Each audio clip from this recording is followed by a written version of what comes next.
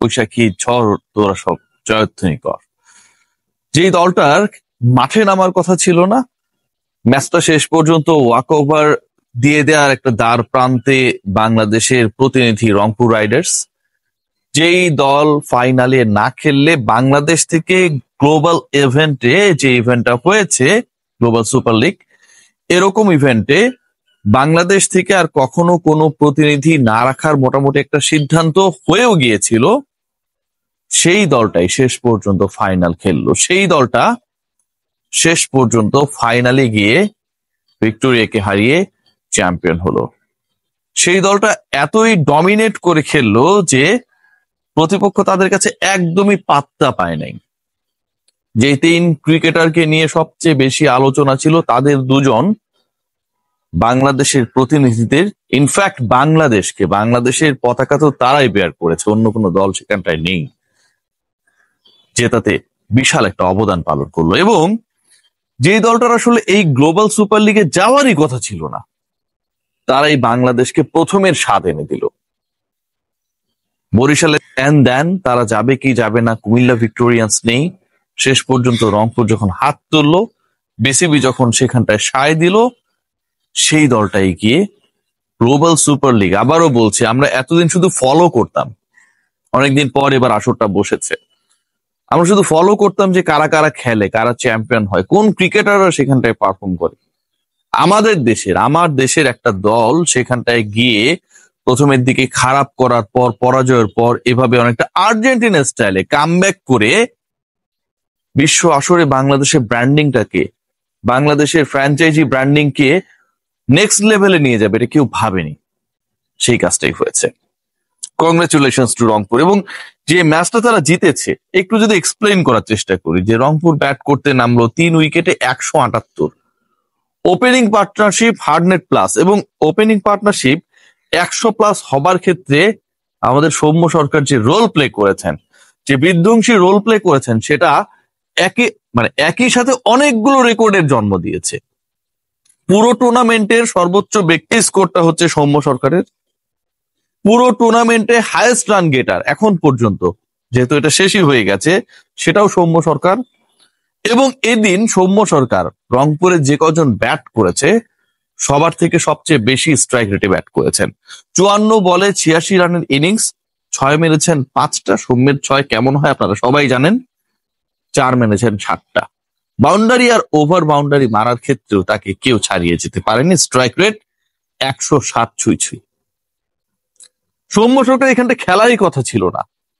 সৌম্য সরকাররা অনেকটা পাজলিং সিচুয়েশনের মধ্যে ছিলেন, যে কখন বিসিবি ফাইনালি তাদেরকে কড়াভাবে বলে দেয়, তোমাদেরকে যে করেই হোক গায়ানা থেকে সেন্ট কিটসে আসতে হবে, বাংলাদেশ ওয়ানডে দলের সাথে যোগ দিতে হবে। রংপুরের কি হচ্ছে সেটা আমাদের দেখার বিষয় না, কিন্তু শেষ পর্যন্ত সেটা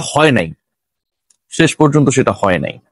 গত রাতে আমি একটা কন্টেন্ট করেছিলাম, যে সময় জুমার নামাজ পড়ার জন্য রংপুরের ক্রিকেটাররা টিম বাসে ছিলেন, আমি ফোন করি পুরো দল ব্যবস্থাপনায় যিনি জড়িত সেই সানিয়ান তামিমকে, এবং তার সাথে কথা বলার পর যখন জানতে পারি যে ক্রিকেটাররা যদি নাও খেলেন এই ম্যাচটা, বাংলাদেশের 3 ক্রিকেটারকে যদি এনওসি নাও দেওয়া হয় টু প্লে দ্য ফাইনাল, তারপরেও তারা নেক্সট সেন্ট কিটসে যেতে পারবেন না।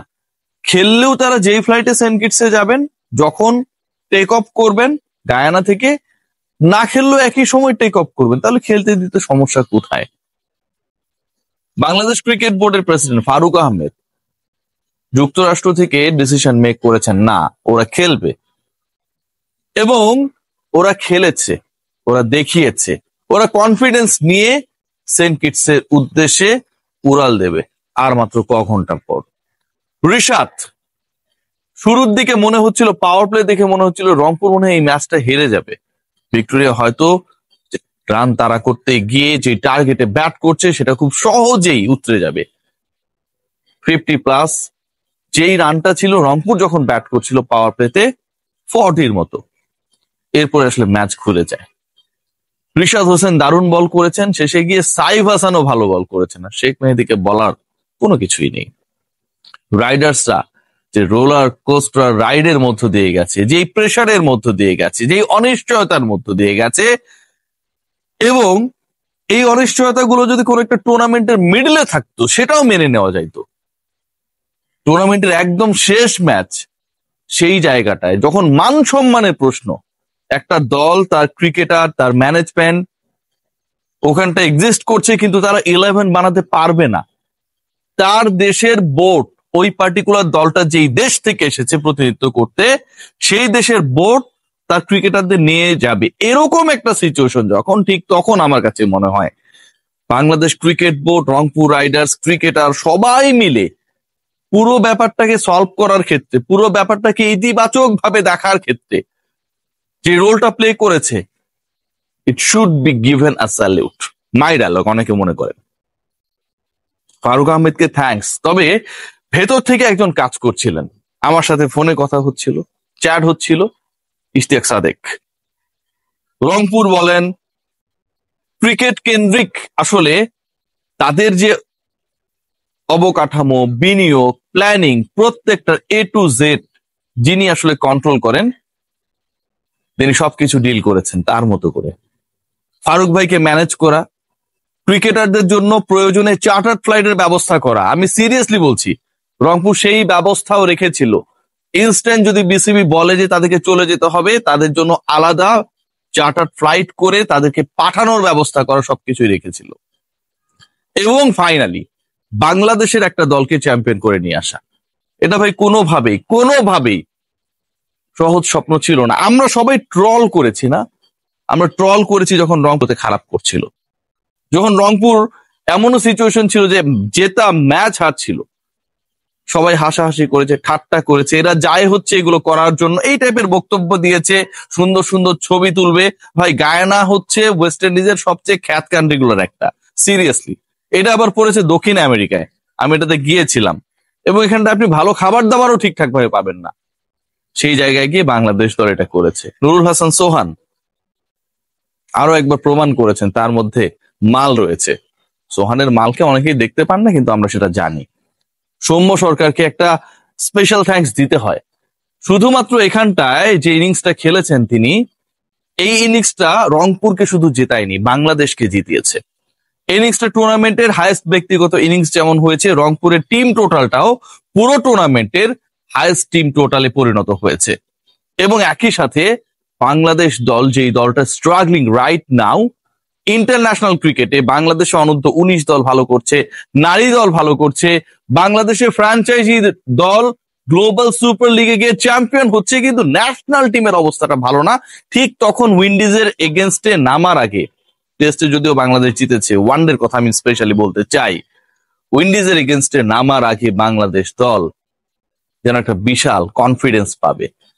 দুজন ক্রিকেটার অন্তত অ্যাড হচ্ছে যারা সুপার ফর্মে রয়েছেন, যারা প্রেসারকে জয় করেছেন, যারা ব্যাট হাতে বল হাতে সাকসেসফুলি আন্ডার প্রেসার টিমকে এমন একটা গ্লোরিয়াস মোমেন্টের সাক্ষী করেছেন যেটা বাংলাদেশের ইতিহাসে কোনো ফ্র্যাঞ্চাইজি দল করতে পারে নাই। ভবিষ্যতে পারবে কিনা সেটা নিয়েও সংশয় জাগে। সেই কাজটা করেছেন Soumya and Rishad, and they will be the part of the national side. আমরা বলি না সাকিবকে আইপিএল খেলতে দেয়া হোক, কনফিডেন্স নিয়ে ন্যাশনাল টিমে ব্যাক করুক, সৌম্য সরকার রিশাদদেরকে গ্লোবাল টি20তে খেলতে দেওয়া হয়েছে, কনফিডেন্স নিয়ে ন্যাশনাল টিমে ব্যাক করবে। Congratulations to Rangpur rider.